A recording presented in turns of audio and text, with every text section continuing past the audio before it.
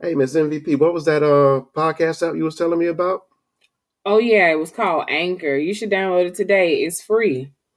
Okay, yeah, I'll definitely take a look at it. Oh, wow, actually looking at it, yeah, like you said, it's free and it allows me to put my podcast on everything from Spotify, Apple Podcasts, and everywhere. Yep, and you can make some money. So download Anchor today. Oh, I definitely will do that. And I can also get it at anchor.fm.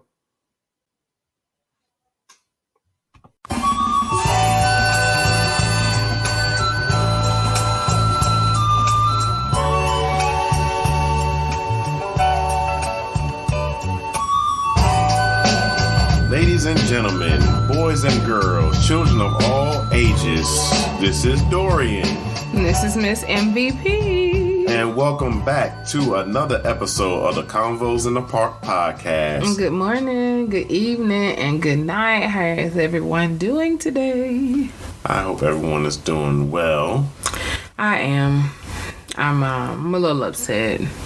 Why are you upset? Well, Charlie left me. Charlie Chaplin's gone, guys. Charlie Chaplin had a good reason to leave. A very, very good reason to leave. I enjoyed him. That's okay. We're gonna get you a little miniature one to put up there. Negative Ghost Rider, no. Just for the show. No. No, there's no way in the world that is ever coming back. That was a slight accident by me. Didn't have the proper lighting while I was shaving. And I fixed the error. I think it was on purpose. But anyway, we have a great episode for you guys this week. It was right on time for Black History Month. And it is geared towards the Black families, right? Yes. What we calling this episode? This one will be dedicated to the Black mothers. Awesome. So we have a 4-part series. So sit back, relax, come back every week, and let's get this conversation started.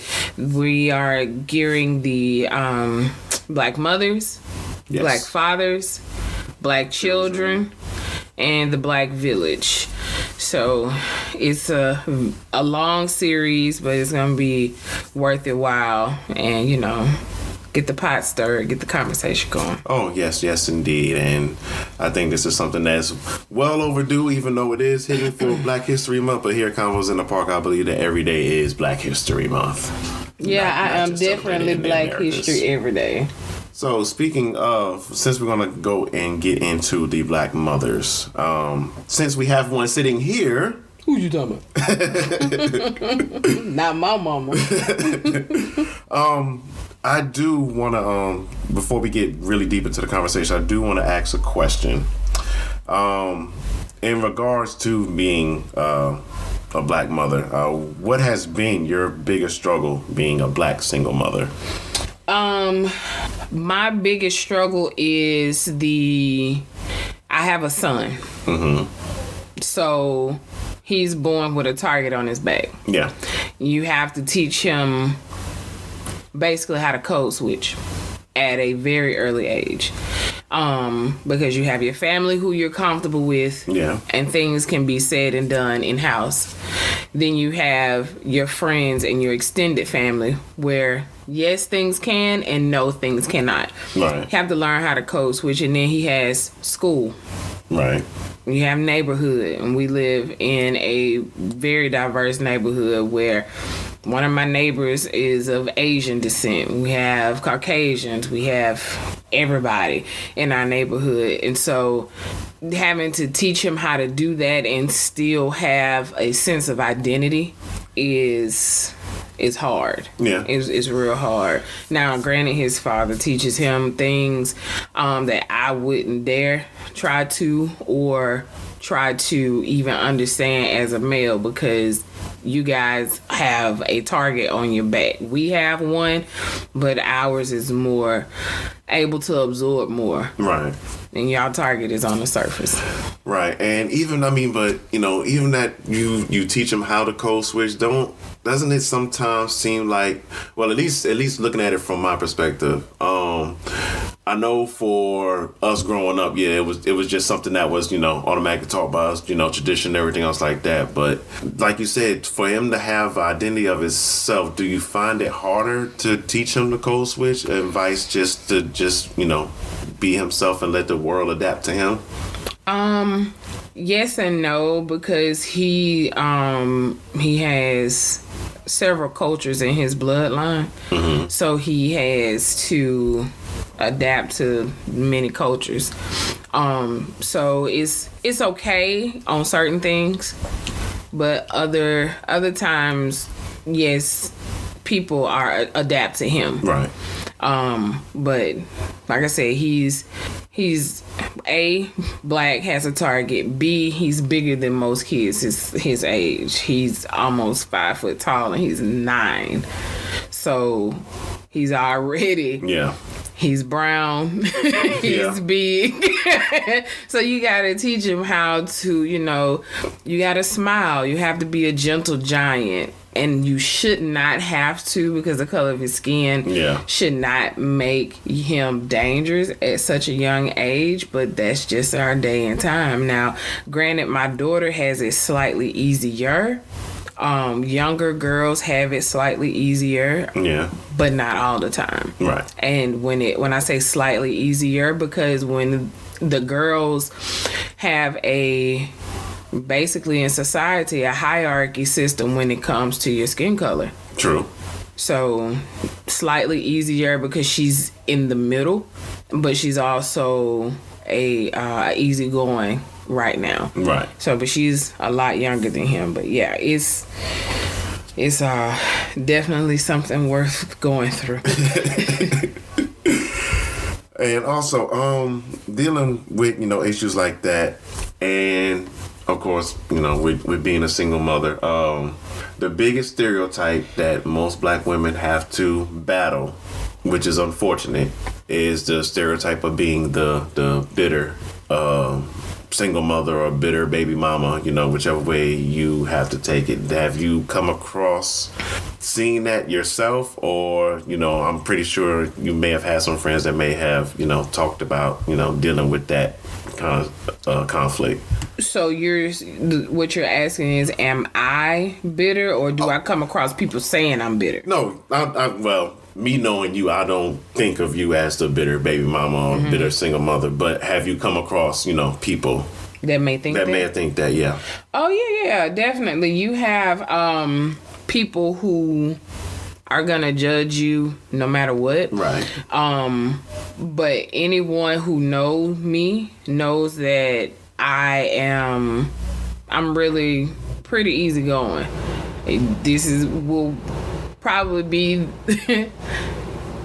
not to toot my own horn, but this will probably be the less stressful relationship that you would have if we have kids or not. And by the way, we're not having any kids. But I have come across people who have looked at me a certain way, depending on if they know me or if they know my kids' fathers or not. So you have people who will judge you from the inside out, right, and people who will judge you from the outside in. But you have to, I'm not gonna say you have to put on a glamour or anything, but you just have to know who your circle is, right, and who you can trust with your information and who not to trust with your information. And that goes into ties with your black village. Who is there? Who is your support system when you need mental health and so forth? Yeah, definitely.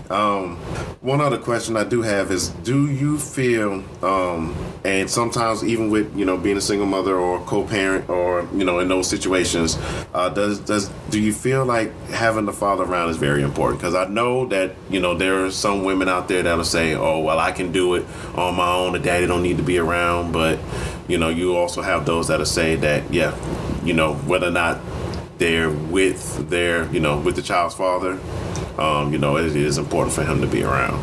Yes. Now, I think that if the father isn't around, a strong male figure should be around, whether right, it's an uncle or a close family friend, grandfather, whoever. Right. So me growing up in the house with two parents, I saw the dynamic shift a lot when it was being in a authority position with my dad and my mom. Hey, who handles this? Who handles that? Right. And the kids kind of learn.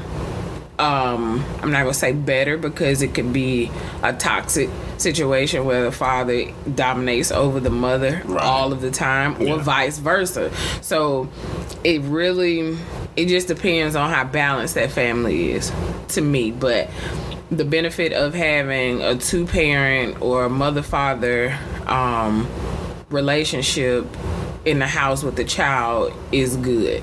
Now, that's not to say that you can't be single and co-parent and still have the relationship outside the house. Right. So, I mean, you can still be that and still be the other, because you have to look at this.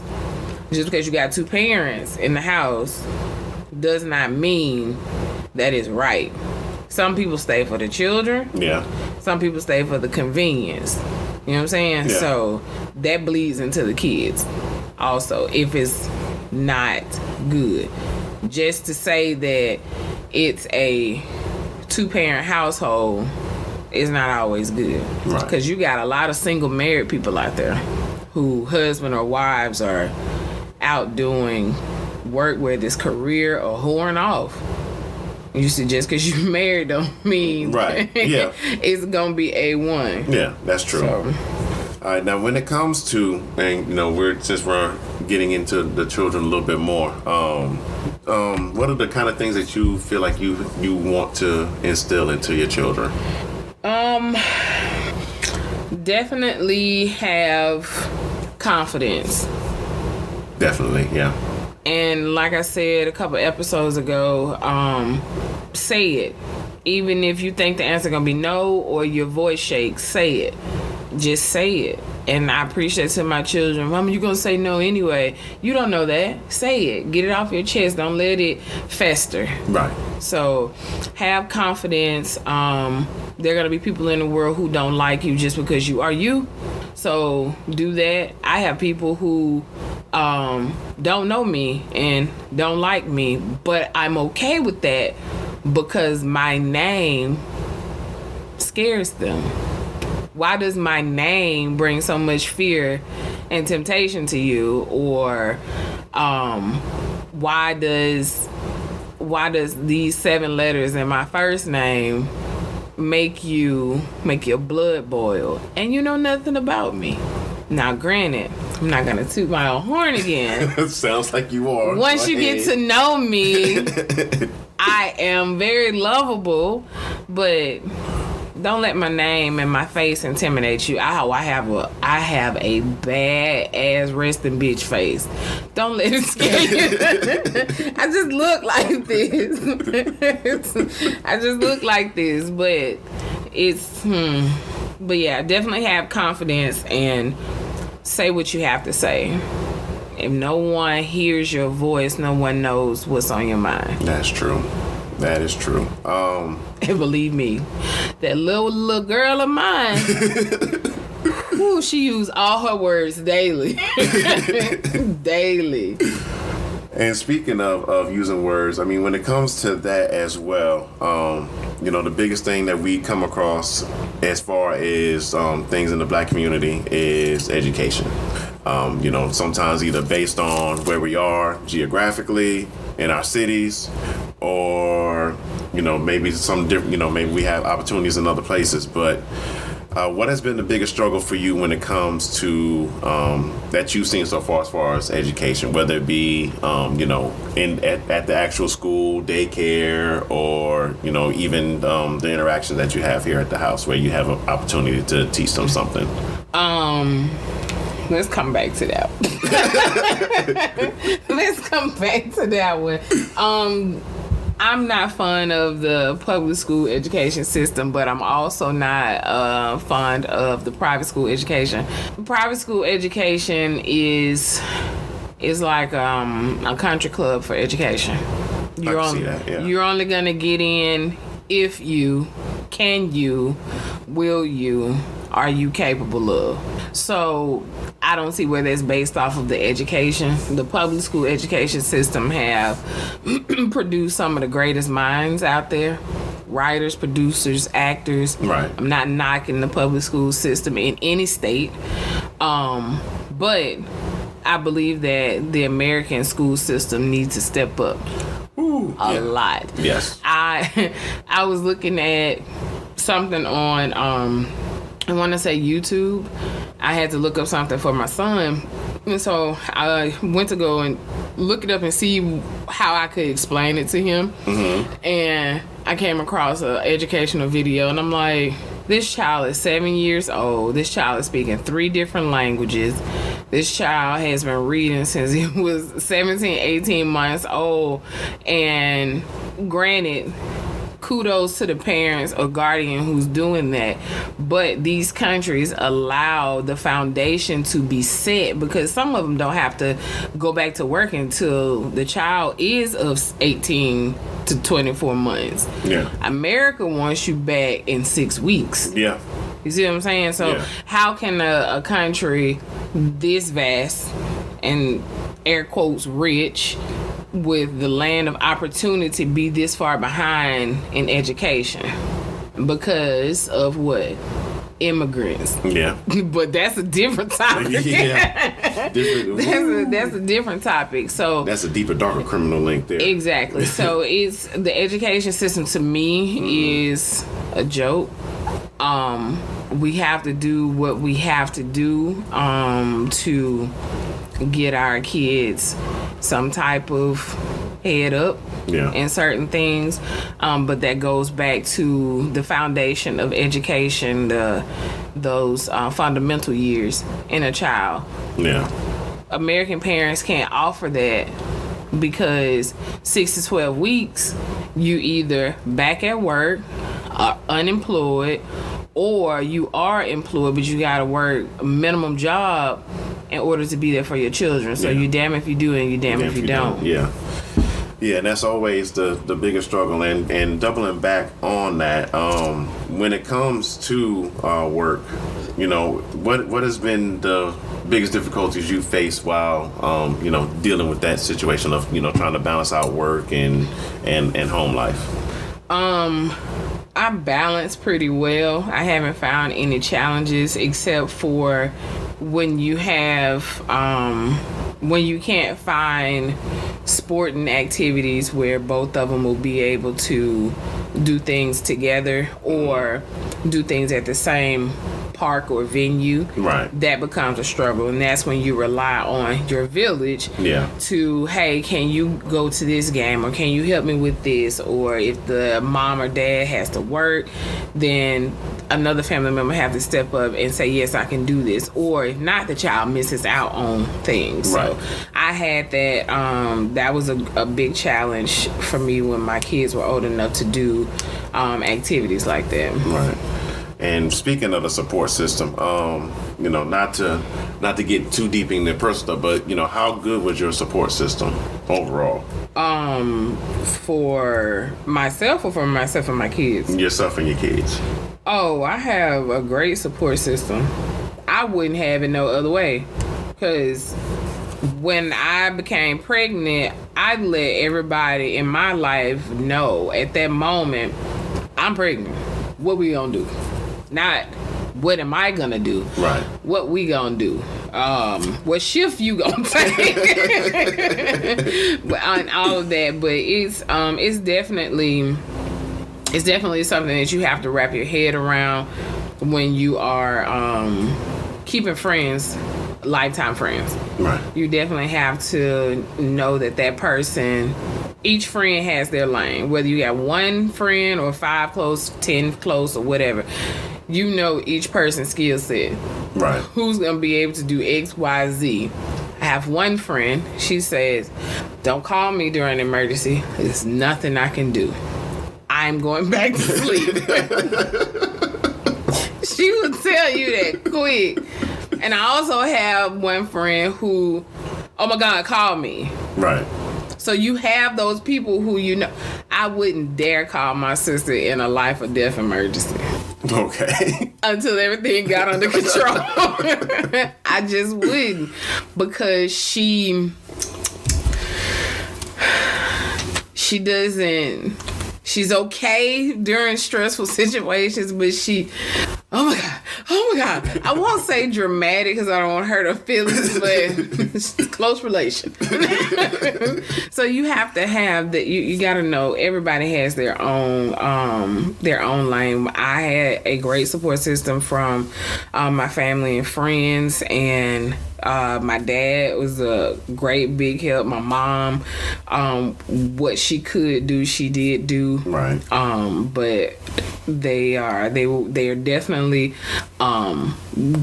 Papa's grandchildren. They love their grandfather. So right. Yeah.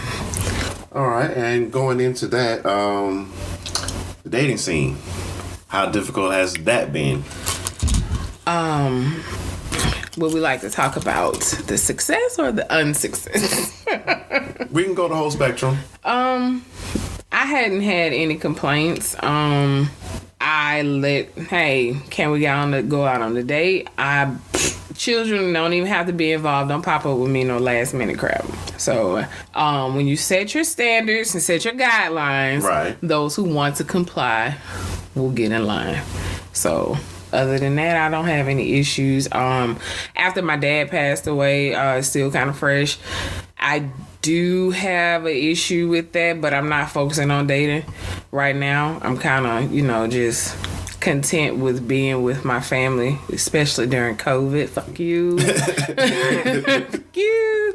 But yeah, so it's definitely something that you have to look forward to. But once you set your guidelines and your standards and you say, I'm gonna do this with a purpose. Right. If I'm gonna date for fun, let the other party know. If I'm dating to become into a long-term relationship, let that person know. Don't just assume that the other person wants the same thing. Right. Somebody will get their feelings hurt and some things ain't gonna work out. So I let up front know, this is the cup of tea. Would you like to sip? Right. Okay. Also, well, since you kind of touched on it a little bit with COVID, your experience, especially, I know with Alabama, especially during, I think when everything really started hitting, y'all went to homeschool, right? Well, not homeschool, but virtual learning, right? Yes, that happened on St. Patrick's Day or the day after. And it was funny because I won a bet that day. We took a bet from the first case that we heard when I was at work. I said, oh yeah, right after Mardi Gras. Mm-hmm. And I picked the date. I said, that's going to be the date that the Alabama shut down right there. And I felt like I was kind of right. But yeah, we went straight to school, homeschool. It was kind of like a panic. Right. I remember going to purchase 2 more laptops and try to get myself situated because I had to start working from home. So it was from March to May that they were virtual. Right. And then you had May, June, July, August that they were summer. And then you had school start in the middle of August. Right. So, and then they went virtual for so many weeks after the next school year. But I do know that a lot of parents worry about the kids falling behind because of the virtual learning. Right. Not everybody has the capability of comprehending a lot of things. So when you have older siblings who are at home, in my opinion, it's only my opinion, when you have older siblings who are at home and you have younger kids who are at home, that kind of puts pressure on the parents. Right. Because they don't want to leave the younger kids at home with the older kids so they can go to work. Right. So you put them in a pickle to say, okay, well, who's going to do what? Especially coming from a single mom. Right. I know families who are dealing with the same thing. You have a 2-parent household, both parents work. You have a child who's in high school, middle school, and you got 2 in elementary school. what do you do? Yeah. It's unfair to the high schoolers. Yeah. To watch after the younger ones, but the younger ones are also too young to be left alone to handle schoolwork by themselves. Yeah. So it's a real stretch for families. It's a real stretch for schools. The teachers have done a tremendous job with adapting. Yeah. There are some that are not putting forth the best effort. Yes, that is very true. You know who you are. But I blame that part on the principals for not at least going through the recordings to see what the teachers are doing, how long they're spending on the lessons. There are some teachers who go over and beyond. My son's teacher, she makes an effort to have what's called small groups where she may cut their PE time short, and she pulls them and have individual times with them, whether it's 15, 20 minutes or 30 minutes, which I think is good. Yeah. Because they're at home, they're going to go outside and play and so forth, so they can have physical activity. They just have to allot that time. So you have teachers who are going above and beyond. You have some teachers just doing the bare minimum just to say they held class for the day. But I feel that some kids are going to just get pushed through. And it's unfair to those who are working. It's unfair to the teachers who are busting their ass to teach, and the next teacher is just pushing her kids through. Now, each teacher does know their students' capability. Or should. They should. Just like a parent should know their child. Yeah. So you may give them an extra point here and there to just get them to the next grade level, but you have, again, teachers who are busting their ass to make sure that their 20, 25 kids are learning and comprehending the education. So it's definitely something that has to be worked out. But with that being said, that heifer that was over the education superintendent, Bessie DeVos, she ain't that no more. Yeah. She turned in her resignation a couple weeks ago, so she ain't that no more. Yeah, thank goodness for that. She was horrible. But even with education, I know it's been difficult for parents during this pandemic, but I can remember my mother was the strictest on education. She always made sure that her children did their best. And she was one of those parents. I mean, she may not have went to every PTA meeting, but best believe she was going to go to any parent-teacher conference that was available and get the full dirt on what her son was doing. And boy, well, I'll say from kindergarten up until maybe senior year. No. From kindergarten all the way up until 9th grade, I was good. They had the teachers. Oh, Dorian was so good. Here's his reports. 10th grade hit, boy, it was a total different side of Dorian. So you start acting the ass when your hormones came in. Your hormone monster. Pretty much, because boy, I swear, my 10th grade year, I was going to Manhattan Center for Science and Mathematics. So you name dropping? Okay, just once. Bougie. Boo. But around that time, I knew from my first to fourth period, I knew the report's going to be great.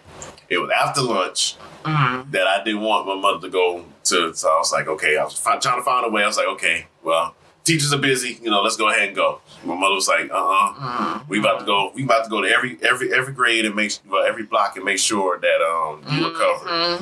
So by the time she got to my social studies teacher, boy, that's when the bomb started dropping. Social studies is one of my favorite subjects. I liked it, but at that time I just wasn't trying to be at school.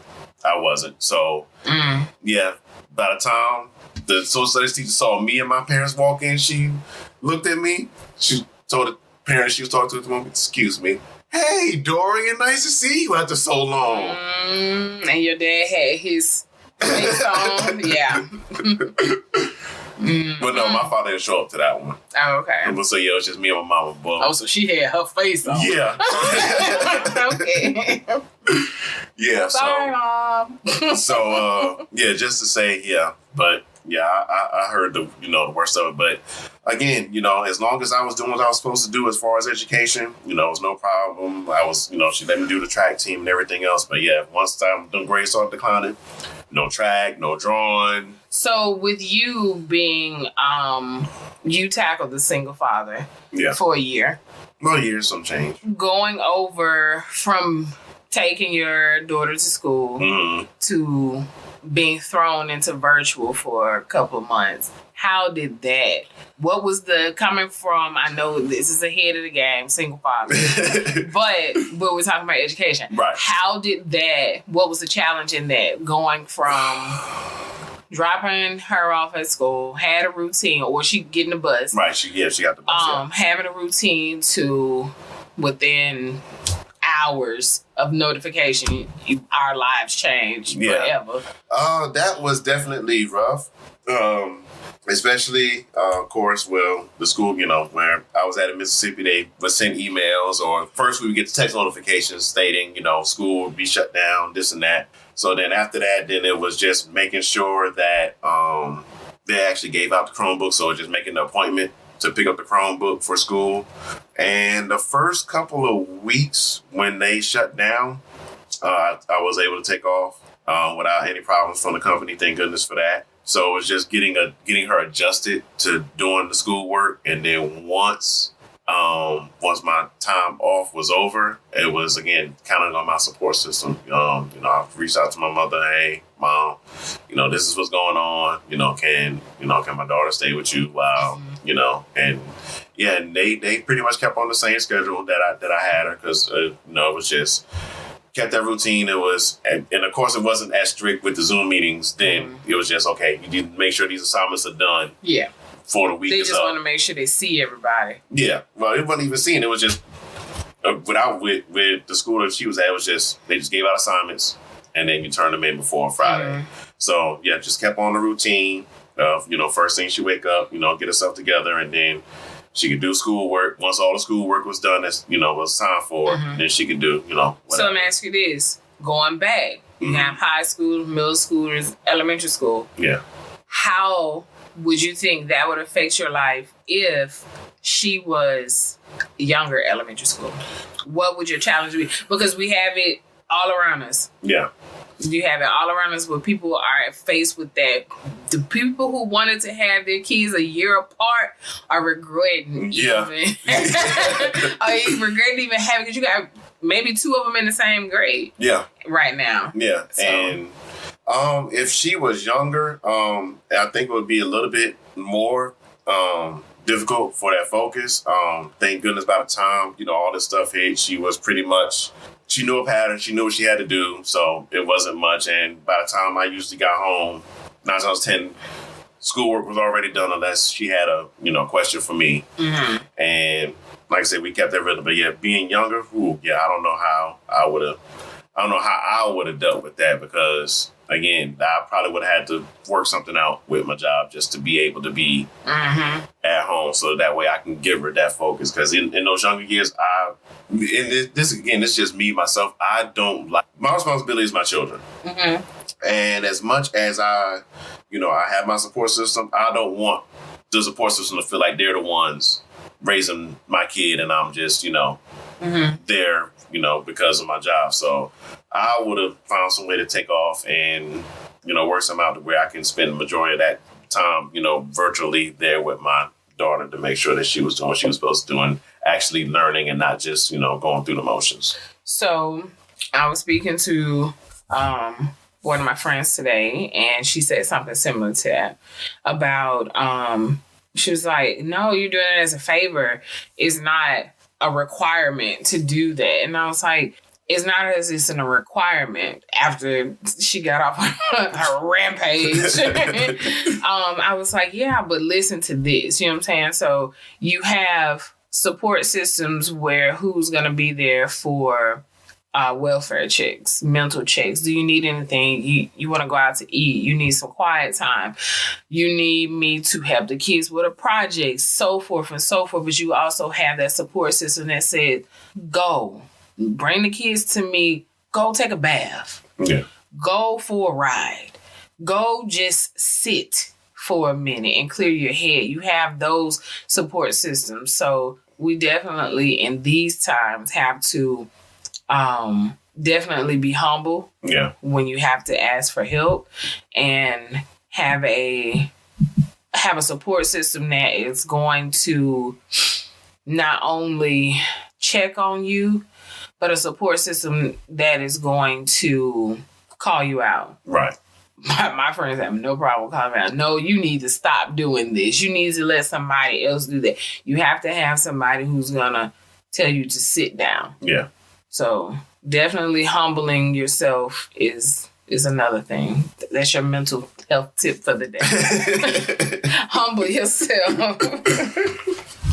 Yeah, because I mean, like you said, it can be difficult sometimes, especially not to, again, like, we're not trying to jump episodes, but yeah, it's definitely hard for me to try to deal with certain things as far as making sure that my daughter's taken care of, and I'm there and being able to support her any way, shape, form, fashion, whether it be as soon as I get home and she's done with her work, she just wants to spend time with daddy.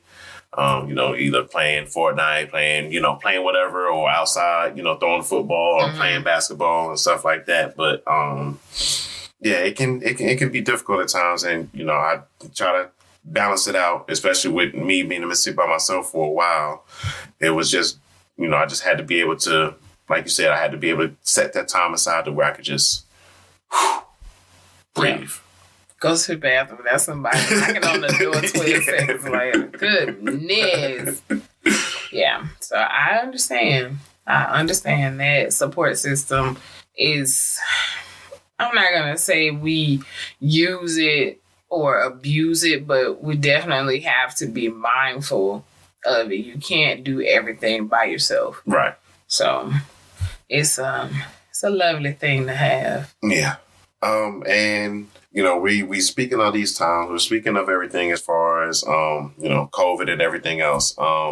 Especially, I know it was different from the way that probably me and you grew up. But we come into these times where we have to question the experience of our children. Well, I won't say question the experience of our children, but now with the questions of sexuality and everything else, how would you address or deal with it if either your children came up to you and said that they either claiming another sexuality, or they may have a preference in the same sex? The question that I will come to them is to make sure that they understand what they are doing. Mm-hmm. Because you don't want them to, I guess, be caught up in a quote unquote trend, right, of saying that, and I know that I'm going to hear this, and I'm okay with that. I don't want, you have to double check and make sure that they're not on a fad. Right. To make sure that just because, like a girl, back in the day, it was sissies or tomboys. That was it. Yeah. Now you got 17 categories that somebody can fall under. Yeah. Before it was sissies and tomboys, you had androgynous and bulldaggers. Yeah. You know what I'm saying? So pick two. Pick two and stick to it. But hey, do you? But I don't want, that child should not feel like they're in trouble. Mm-hmm. Or they did something wrong. Right. We all go through phases in life. Yeah. Do I feel that a child younger than high school should determine how they feel on the inside and want to get a body image change? No, because I used to dress like a tomboy. I've never been attracted to girls. I've never had a sexual experience with a girl, anything. But that shit was comfortable. And I was okay with that. I didn't care what you thought about me. You know what I'm saying? Like, a lot of tomboys do that. Yeah. They go through their little boy phase, and then the first time that the boy that they like say you cute, is that boy clothes where? Like, I'm too cute.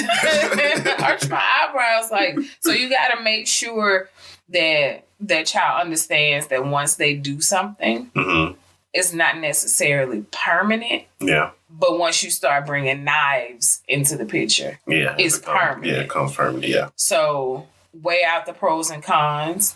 Let them know. Experience me. I have not had that that thought, but I do know someone who is going through that, and I is with a stepchild. So I don't know the child, or I didn't have to watch the child grow up. Right. So it's funny because it's a girl, that she is maturing in her body, but she doesn't like it. And I'm like, she's blossoming. She's becoming a young woman. Right. She's starting everything at the same time. So I'm like, it may just be a phase. Yeah, she was a late bloomer. Yeah. She was a late bloomer, so she thought that this was just the wrong body. So started developing, period, menstrual cycle, all that's just hit all at once. Last summer, she did not have many breasts. She didn't have her cycle. She didn't have anything. School started, hormones started, breasts started, everything started, hair started growing everywhere. Like, wow. Yeah. Yeah, that's a big bomb to drop. Yeah. Yeah. So my friend who is the stepfather, he's not responding very well because he doesn't understand. He doesn't have any kids. Yeah. He doesn't understand. Yeah, that's always been the hardest part is, How would you feel? I've actually had that conversation. I won't say I had that conversation with my daughter, but like similar to like you said, my youngest, she's a tomboy. She loves sports. She loves video games and stuff like that. Yeah, she loves football. So of course with her playing tackle football, that became a question with some of my family members where there'd be, she's liking, tackle football. Maybe she's going to end up, being a lesbian and stuff like that. And, I would quickly tell them, like, you can't put her in that box like that because you don't know what could happen. And again, she's still young. So, like you said, it may come to that point where she finally sees that boy that she likes. And then, boom, everything changes. Now she wants to, dress up and impress. In them titties one good time playing tackle football. She gonna sit her ass down somewhere. And it only took one time for my cousin Blimp to tackle me. Rest in peace. I'm like, y'all hit too hard. It's time to stop. I'll watch y'all from the other side of the street. Oh no. It only took one time for you to pop me in my chest. Nah. Yeah, but similar to you, if she did come to me and start, saying or let me know about certain things. And of course, I think the biggest thing when it comes to that is having that openness to be able to talk about certain things. Because, we, especially when with my generation growing up, you didn't speak unless you were really spoken to, especially when company was around. So, not having that openness can definitely play a huge factor in that. But the kids are exposed to a lot more. Yeah. 10 times more than what we were exposed to. So if they can't get it from you or feel like they are able to share things with you, then they're going to go somewhere else or retreat. And I tell my son all the time, he said when he's afraid to ask me a question and then I bring up something gross that he's done, I'm like, if you can show me or tell me this, I'm sure as hell you can ask me if you can have some Oreos. Yeah. You see what I'm saying? So He was like, yes, ma'am. I'm like, you come into the bathroom and show me things, or call me into the bathroom with you and show me things. But you can't ask me for this, boy. You better open your mouth. Yeah.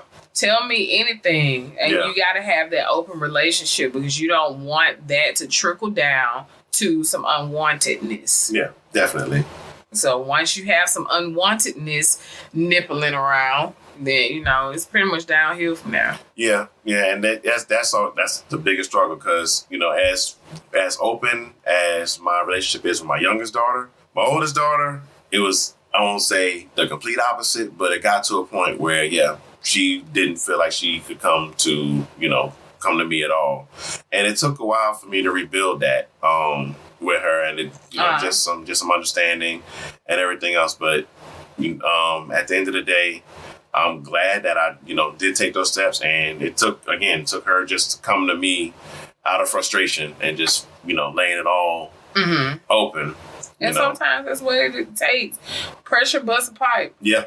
So you just have to understand that their needs will be met one way or the other, whether it's through you talking to them and understanding, or someone else. So yeah. And even with learning things from someone else, I know, speaking for myself, I was never sat down and had, the quote unquote talk about sexuality. Oh, you want me to have it with you?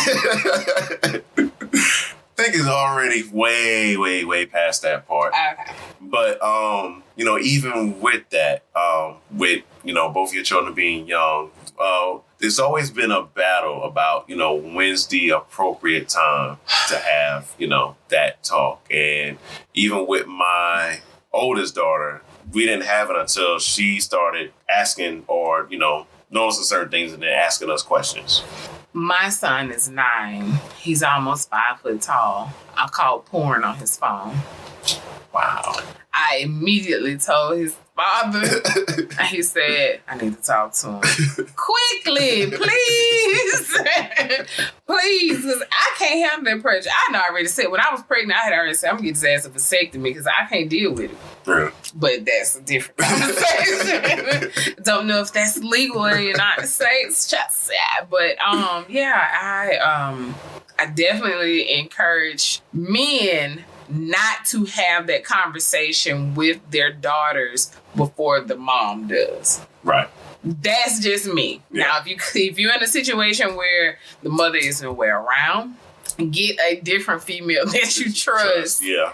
You don't want to be the first person to tell your daughter about sex. It's awkward. No girl wants to know that her dad ever had sex. No girl wants to look at her father and like, oh, you did what? To who? Oh, you don't want to put that image in their head. Right. Because my dad told me the night that I was conceived, my daddy told me I was a birthday gift. Calculating from my dad's birthday to my birthday is the gestation period. Every time I look on that calendar, I am reminded the night my mom and my dad had sex. Don't do that. Wow. Okay. Yes, Daddy, you did that. You did, and I'm still traumatized. So, yeah, don't do that. Don't have the sex talk with her before her mama does. Oh, no. When it came to my oldest, mama handled that. Neither one of them. Yeah. Oh, no, yeah, definitely. Yeah, mama's handling that part, and then I'll be the follow-up guy afterwards if they got any other questions or stuff like that. So who sat you down and talked to you, or did you just learn through an internship? I learned through an internship. No one sat me down. A lot of it was from the streets and from health education. Oh, Lord. Yeah, no one sat me down. You belong to the streets. Yeah, that's always the roughest part, is trying to deal with that. But I'm glad that I didn't have to deal with all that by myself. And again, once I got older and kind of realized it, then I knew that at that point it was better for me to have went through that because, knowing my parents and the way that they were, I knew that conversation was going to be awkward anyways. And having a mother who was at the time a big holy roller, trying to sit me down and have a conversation about sex, it just wasn't gonna go well at all. I can only imagine that conversation. Ooh, Mama Mac, yeah, baby. Ooh, yeah, you're right. Go to the library. Go to the library. So, You better not be out there doing anything unless you're married first and da-da-da-da. No, I don't want to hear all that. Nope. Sex is the devil. No, I don't want to hear all that. I never really was sat down with about sex. My mom always told me, and this is how I was raised. My brother-in-law said we were very abused and traumatized children. But my mom always told me that if I ended up pregnant, I'm going to the home for unwedded mothers at a very young age, and you're gonna stay there till you turn 18, take care of yourself. So I was damn near 30 when I had my first child. So, boom. She said, y'all gonna graduate without having kids. And we did.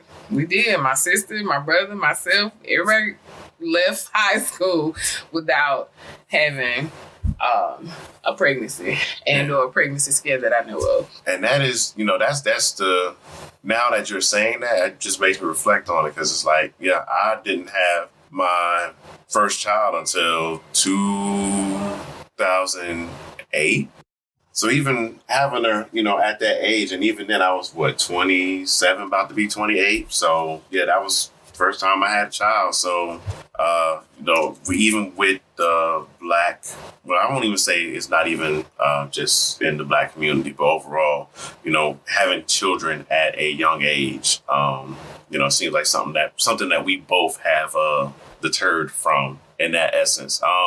Do you think that is it because of education and talks with our children that they end up, having babies at a younger age? I don't know, because kids or from growing up, people who we didn't have access to sex education in middle school. There were a lot of teen pregnancies in middle school during my era. So I'm not sure. I knew I never wanted kids. I was going to be the drunk auntie. I was going to be the drunk auntie and, come home during the holidays and send you money and shit you don't need throughout the rest of the year. So I was going to be the bailout. But I don't know. I don't know what makes people have kids young. I really don't. I guess we could do a segment on that and have people email. Maybe we could do a live and talk about that because it is something that's prevalent. Yeah. It's something that's 9 times out of 10 not going to go away. Yeah. But I don't see a problem with having kids young. I don't want nobody to think that. I do think that it becomes an issue when it comes towards discipline. Right. And because if you're only 14, 15 years older than your child, when they become teenagers, you're only a couple of hours older than them. You know what I'm saying? Yeah. So they're going to be like, really? I can't go to the club, but you can go to the club. So it's kind of like you got a double-edged sword in that if you're a great teen parent, you have to sacrifice. Yeah, definitely. So I didn't want to have a child young because I did not want to sacrifice. I wanted to be stingy, and I'm okay with that. Right. I didn't have, I don't think, any repercussions or anything like that, and I'm glad I was able to enjoy my life then, considering that, my dad just passed away. If I would have had a child younger and I was selfish then I got to, raise my children now, I have no real, support, but that's a different subject. But, yeah. Yeah, because even, just thinking about that sometimes, it's like you just said, if a child if child has a baby young, then they're missing out on a lot of their time where they could have been having fun. And sometimes, that can lead to regret on their behalf, or it can lead to the syndrome where it's a stereotypical grandma's mommy and mommy is Jan kind of situation. Yeah, definitely. Most definitely. Child very rarely sees you. One of the videos that I saw, if you raise your children, you spoil your grandchild. But if you spoil your children, you'll have to raise your grandchildren. Yeah. So it's like, makes a good point. Yeah. When you see your relationship between parents and grandchildren, you definitely know who got spoiled and who didn't. Yeah. Me, not spoiled at all. I don't care who's listening. It's a difference between being spoiled and spoiled. True. True. Very true. So, in closing, what advice, what inspiration, or what could you give to the listeners, especially the Black mothers out there, that any jewels that you could drop on them, or any advice you can give them? Well, first and foremost, I am not a professional. Right. Seek professional advice if you need it. But coming from a single mom, watching single moms, I have learned that you definitely have to be selfish. That ain't got nothing to do with food. This has to do all with you. Now, if you have younger kids, you definitely need to seek a more stable support system. But if you got younger kids and kids who are able to do for themselves, I'll say 5 and older, you should definitely be selfish. Lock the door, turn the radio up so they can't hear you, you can't hear them. Go sit in your car, go for a walk. Just do something for yourself, whether it's 5 minutes or 5 hours. You have to disconnect. New moms especially. I remember closing my door in the room and my son was screaming at the top of his lungs. You would think he was on fire. He was laying there. That's it.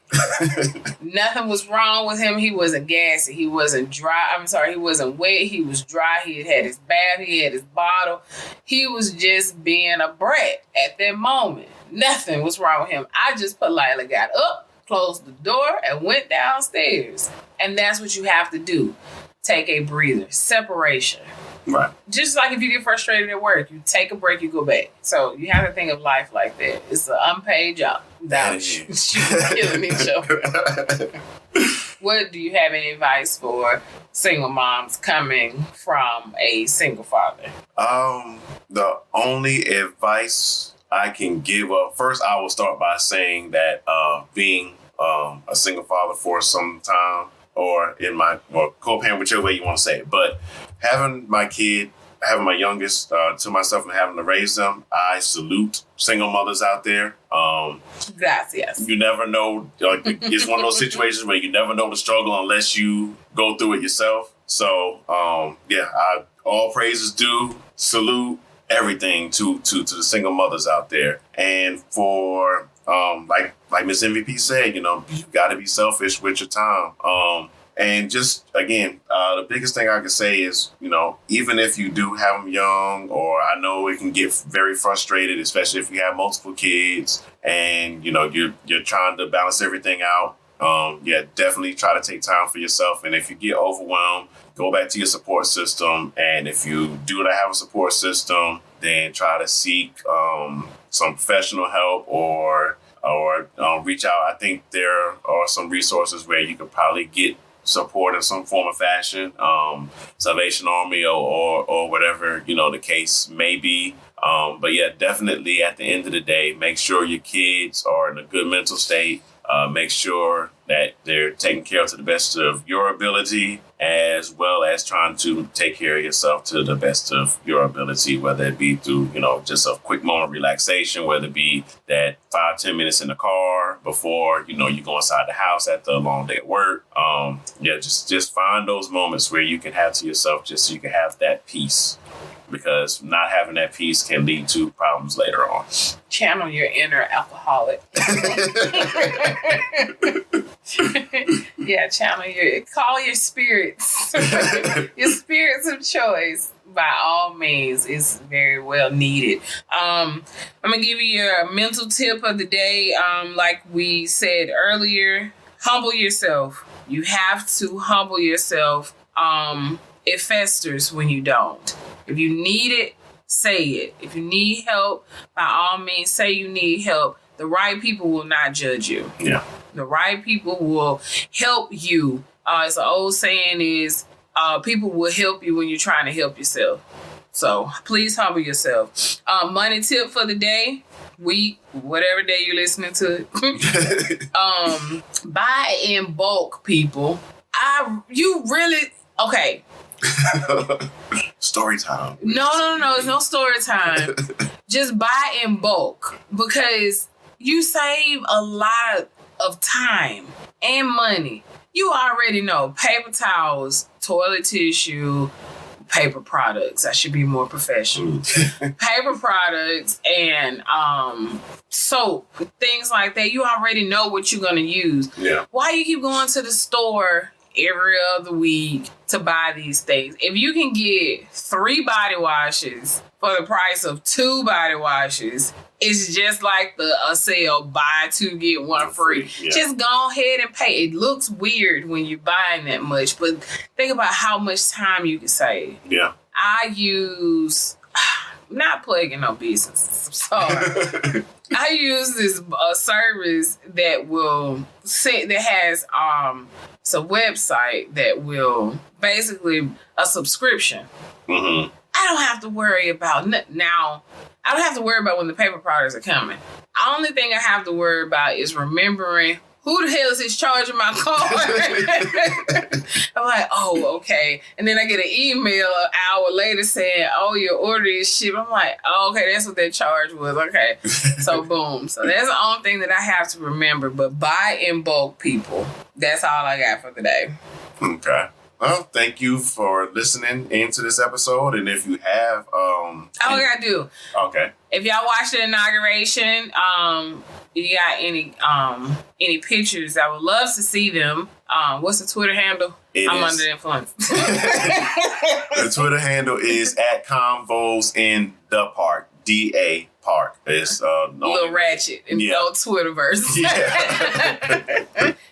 Combos in the Park. Yeah. On Twitterverse. Yeah, I would love to see some pictures if you watched it or if y'all had an inauguration party safely, or if you have any exclusive behind the scene pictures or whatnot. I would love to see them. Tag us in it if you don't mind. We'll definitely give you your verbal credit for that if you don't mind.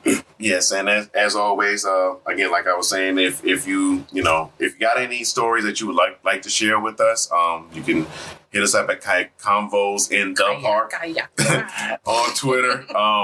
Hit us up on Facebook, or you can email us at convosinthepark@gmail.com. Yeah. Make sure to tell a friend to tell a friend. Let's get the word out there about not only this series, but the podcast itself. So again, if you enjoy it, please spread the word. Yeah, if you have any content that you want us to speak on, I don't mind fact checking anything. I'm ready for it. Send me the information. I'm here. Exactly. And as always, have you had that convo yet? Good evening, good morning, and good night. Why not? Catch you next time. Peace.